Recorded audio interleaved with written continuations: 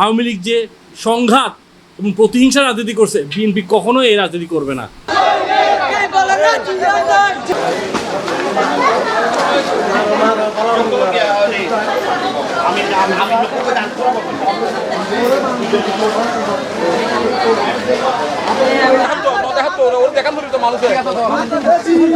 বৈষম্য বিরোধী ছাত্র আন্দোলনে অংশগ্রহণ নেয়া বিএনপির আহত নেতাকর্মীদের খোঁজ খবর রাখছেন বিএনপির স্থায়ী কমিটির সদস্য আমির খসরু মাহমুদ চৌধুরীর ছেলে ইসরাফিল খসরু।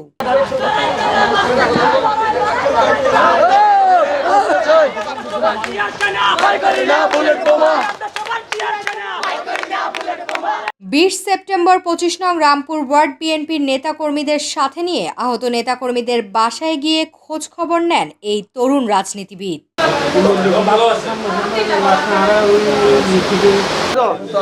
এবং 5ই আগস্টের পরে আমাদের নেতাকর্মীরা যে এখন তাদের ঘরে ফিরে আসতে পারতেছে, মামলায় জর্জরিত ছিল গত 15-16 বছর, এখন ঘরে থাকতে পারতেছে, এলাকায় থাকতে পারছে, পরিবারের সময় দিতে পারতেছে, আবার সাংগঠনিক কাজও করতে পারতেছে খোলামেলাভাবে।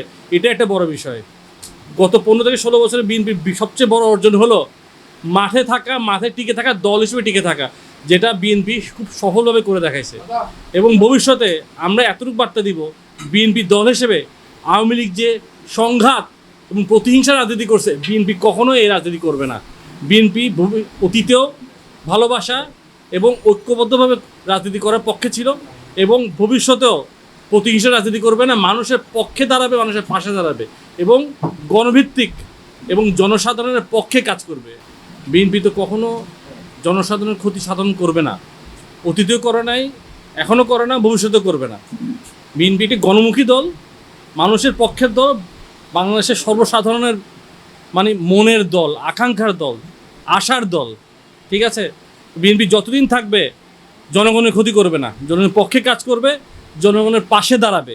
এখন যেভাবে করে আসছে, 5ই আগস্টের পরে কিন্তু বিএনপির প্রতিদিন নেতাকর্মী মন্দির পাহাড়ে দিছে, এলাকা পাহাড়ে দিছে, জনগণ যেন কোনো রকম ক্ষতি না হয় সেটা এনশিওর করছে, এখনও করতেছে কিন্তু। এবং বর্তমান অন্তর্বর্তী সরকারকে কিন্তু বিএনপি নেতাকর্মীরা কিন্তু সহযোগিতা করতেছে। আমরা চাই এই সরকার যেন সফল হয়, আমাদের স্বার্থে, দেশের সাথে এই সরকারটা সফল হয় এবং একটি সুষ্ঠু নির্বাচনের মাধ্যমে রাজনৈতিক সরকারের কাছে আবার ক্ষমতা হস্তান্তর হয়। এবং বিএনপি যদি, আবারও বলছি, যদি ক্ষমতায় আসতে পারে জনগণের ভোটে, তাহলে বিএনপি একটি গণমুখী রাজনীতি করবে, ভবিষ্যতে করবে, এখনও করছে এবং কোনো প্রতিহিংসা রাজনীতি করবে না। এই সময় 25 নং রামপুর ওয়ার্ড বিএনপি নেতা মোহাম্মদ ইলিয়াস, মোহাম্মদ সিরাজ সহ দলীয় অনেক নেতাকর্মী উপস্থিত ছিলেন। বাংলাদেশে এখন যিনি তত্ত্বাবধায়ক সরকারের চিফ উপদেষ্টা, তিনি বিশ্বের একজন নোবেল বিজয়ী। এরপরও তারা বিভিন্নভাবে বিভিন্ন রকমের ষড়যন্ত্র শুরু করে দিয়েছে বিভিন্ন স্তরে, বিভিন্ন ইয়াতে। কিন্তু বাংলাদেশের মানুষ তাদের এই আওয়ামী লীগের এই ষড়যন্ত্রকে কখনো বরদাস্ত করবে না। বাংলাদেশে সুষ্ঠু, আশা করব আমরা বাংলাদেশ জাতীয়তাবাদী দলের পক্ষ থেকে সুষ্ঠু সুন্দরভাবে আগামীতে একটা পরিচ্ছন্ন নির্বাচন হবে, যে নির্বাচনের মধ্যে বাংলাদেশ জাতীয়তাবাদী দল সংখ্যাগরিষ্ঠ আসন নিয়ে ক্ষমতা আসবে এবং এই দেশের মানুষ বাংলাদেশ জাতীয়তাবাদী দলকে পরিপূর্ণ সমর্থন দিয়ে বেগম খালেদা জিয়ার নেতৃত্বে তারেক রহমানকে বাংলাদেশের প্রধানমন্ত্রী বানাবে। দেখুন, আমরা বিগত 17টা বছর বিভিন্নভাবে পলিটিক্যালি আমরা নির্যাতিত হয়েছি।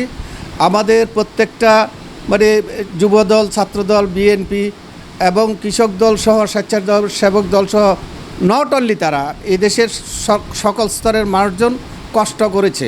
এই দেশে যখন তখন যেখানে সেখান থেকে মানুষকে নির্যাতিত করে পুলিশ নিয়ে যেত, গুম করতো, এটার কোনো বিচার ছিল না। এখন আমরা শান্তিতে আছি। আগামীতে ইনশাল্লাহ স্বৈরাচার মুক্ত এবং হাসিনা মুক্ত বাংলাদেশে নির্বাচন হবে। সেই নির্বাচনে দেশের মানুষ তাদের মনোনীত প্রার্থীকে তারা বিজয় করবে এবং মা বোনেরা থেকে শুরু করে সকল স্তরে আমরা একটা শান্তিপূর্ণ পরিবেশে আদর্শিক একটা বাংলাদেশ আমরা গঠন করব।